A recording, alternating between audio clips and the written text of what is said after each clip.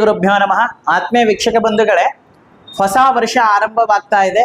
ಈ ಹೊಸ ವರ್ಷದಲ್ಲಿ ಕೆಲವೊಂದು ರಾಶಿಗಳಿಗೆ ಏನೆಲ್ಲ ಶುಭ ಫಲಗಳನ್ನ ಸಿಗುತ್ತೆ ಮತ್ತೆ ಏನೆಲ್ಲ ಭಾಗ್ಯೋದಯವಾಗುತ್ತೆ ಅನ್ನೋದನ್ನ ನೋಡೋದಾದ್ರೆ, ಆತ್ಮೀಯ ಬಂಧುಗಳೇ, ಹೊಸ ವರ್ಷ ಪರಾಭವ ನಾಮ ಸಂವತ್ಸರದಲ್ಲಿ ನಾವೆಲ್ಲರೂ ಪಾದಾರ್ಪಣೆಯನ್ನ ಮಾಡ್ತಾ ಇದ್ದೀವಿ. ಈ ಪಾದಾರ್ಪಣೆ ಮಾಡ್ತಾ ಇರೋದ್ರಿಂದ ಈ ಮೇಷ ರಾಶಿಯ ಭವಿಷ್ಯವನ್ನ ನಾವು ಹೇಗಿರುತ್ತೆ ಅನ್ನೋದನ್ನ ನೋಡೋಣ. ಈ ಮೇಷ ರಾಶಿಗೆ ಮೇಷ ರಾಶಾಧಿಪತಿಯಾದಂತಹ ಕುಜನು ಏಕಾದಶ ಸ್ಥಾನದಲ್ಲಿರುವುದರಿಂದ ಈ ಏಕಾದಶ ಸ್ಥಾನದಲ್ಲಿ ಕುಜನಿಗೆ ಪರಮ ಶತ್ರು ಆಗಿರುವಂತ ರಾಹು ಕೂಡ ಅಲ್ಲೇ ಇದ್ದು, ಶುಭ ಗ್ರಹನಾದಂತ ಬುಧನು ಆ ಏಕಾದಶ ಸ್ಥಾನದಲ್ಲಿರುವುದರಿಂದ ಈ ಮೇಷ ರಾಶಿಗೆ ಏನೆಲ್ಲ ಫಲಗಳನ್ನ ಸಿಗುತ್ತೆ ಅನ್ನೋದನ್ನ ನಾವು ನೋಡೋಣ. ಈ ಏಕಾದಶ ಸ್ಥಾನದಲ್ಲಿರುವಂತದ್ದು ಎಲ್ಲಾ ಶುಭ ಫಲಗಳನ್ನ ಸಿಗುತ್ತೆ ಅಂತ ನಾವು ವಿಚಾರಣೆಯನ್ನ ಮಾಡ್ತೀವಿ. ಆದ್ರೆ ಏಕಾದಶ ಸ್ಥಾನದಿಂದ ಕೆಲವೊಂದು ಲಾಭ ಸ್ಥಾನ ಅಂತ ಹೇಳ್ಕೊಂಡು ಬರ್ತಾರೆ. ಈ ಏಕಾದಶ ಸ್ಥಾನದಲ್ಲಿ ಈ ರಾಶಾಧಿಪತಿ ಅಲ್ಲಿರೋದ್ರಿಂದ ಪ್ರವಾಸವನ್ನ ಹೋಗುವಂತ ಸಾಧ್ಯತೆ ಇದೆ. ತಾಯಿಯಿಂದ ಧನಕನಕ ಲಾಭವನ್ನ ಪಡೆಯುವಂತ ಸಾಧ್ಯತೆ ಇದೆ. ಮಕ್ಕಳಿಂದ ವಿದ್ಯಾಭ್ಯಾಸದಲ್ಲಿ ಉನ್ನತ ಸ್ಥಾನದಿಂದ ಸಂತೋಷ ಪಡುವಂತ ಸಾಧ್ಯತೆ ಇದೆ. ಇಲ್ಲಿ ಅನೇಕ ರೀತಿಯಿಂದ ಸಂಪತ್ತನ್ನ ಹರಿದುಕೊಂಡು ಬರುವಂತ ಸಾಧ್ಯತೆ ಇದೆ. ಆದ್ರೆ ಬಂಗಾರ ಬೆಳ್ಳಿ ಭೂಮಿಗೆ ಅತ್ಯಂತ ಬೆಲೆ ಬಾಳುವಂತಹ ಸಾಧ್ಯತೆ ಈ ವರ್ಷ ಈ ಮೇಷ ರಾಶಿಗಿದೆ.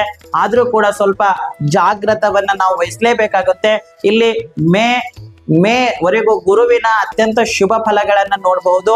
ಮೇಯ ಕೊನೆ ಹಂತದಲ್ಲಿ ಅಂದ್ರೆ ಜೂನ್ 1ನೇ ತಾರೀಕಿನಿಂದ ಇಲ್ಲಿ ಗುರುಗ್ರಹನು ಮಧ್ಯಮ ಫಲಗಳನ್ನ ಅಂದ್ರೆ ಸಮ್ಮಿಶ್ರ ಫಲಗಳನ್ನ ಕೊಡುವಂತ ಸಾಧ್ಯತೆ ಇದೆ.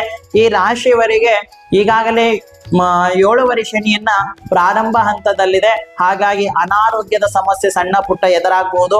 ಕೋಪ ಸಿಟ್ಟು ಹಠ ಸ್ವಲ್ಪ ಕಡಿಮೆ ಮಾಡಿಕೊಂಡ್ರೆ ಉತ್ತಮ ಫಲಗಳನ್ನ ಸಿಗುತ್ತೆ.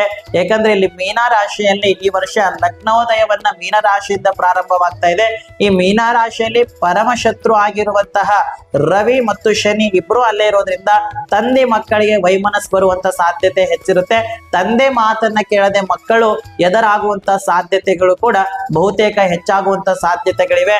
ನೀವೇನಾದ್ರೂ ಮಕ್ಕಳಿಗೆ ಅತಿಯಾಗಿ ಕೋಪ ಹಠ ಸಿಟ್ಟು ಅನ್ನ ತೋರಿಸಿದ್ದಾದಲ್ಲಿ ಮಕ್ಕಳು ವ್ಯಸನಕ್ಕೆ ಒಳಗಾಗುವಂತ ಸಾಧ್ಯತೆಗಳು ಕೂಡ ಈ ರಾಶಿಯವರಿಗಿದೆ.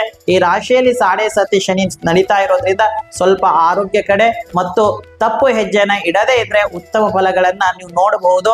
ಮತ್ತೆ ಮಕ್ಕಳಿಂದ ಉನ್ನತವಾದಂತ ಸ್ಥಾನಮಾನಗಳನ್ನ ನೋಡಬಹುದು. ಸ್ತ್ರೀಯಿಂದ ಲಾಭವಾಗುವಂತ ಸಾಧ್ಯತೆ ಇದೆ.